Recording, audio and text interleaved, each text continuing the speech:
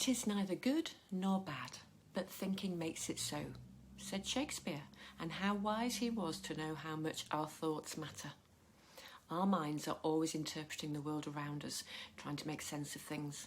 Sometimes we see the world accurately as it really is, and sometimes the thoughts we have don't paint a fair picture of what's happened, and nor do they have any supporting evidence.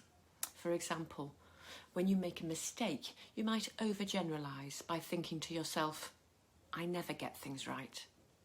Now, this isn't fair because it's an exaggeration. It is likely that there are lots of times when you do things successfully. Maybe a member of your family might be late home and you jump to the conclusion they've been hurt in a crash.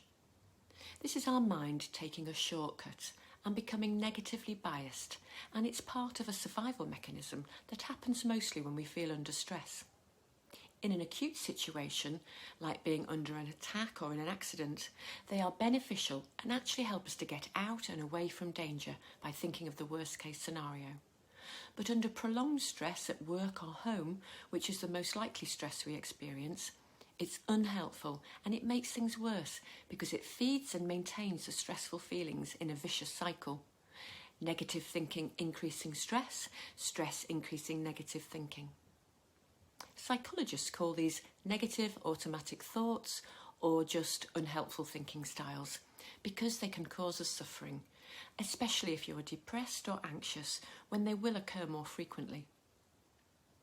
Once you can identify unhelpful thinking styles, you can start to notice them, which will help you to challenge or distance yourself from those thoughts and see the situation in a different and more helpful way.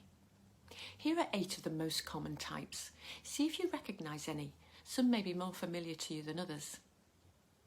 The first one, catastrophising, imagining and believing that the worst possible thing will happen, the car crash, the failed presentation.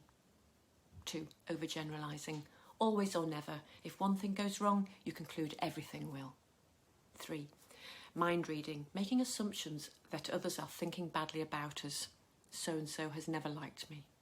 4, predicting, the crystal ball, believing we know what's going to happen in the future. I won't get a promotion, a holiday, a partner. 5, personalising, self-criticism and self-blaming for events or situations that are not our responsibility. It's all my fault.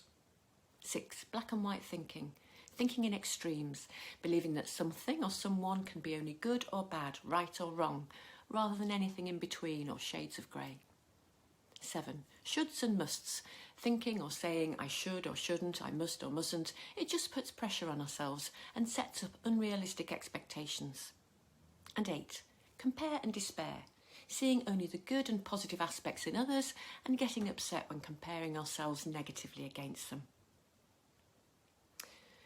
Not only will identifying these help you to manage stress better, it will change your limiting inner dialogue into one that supports your growth and personal development.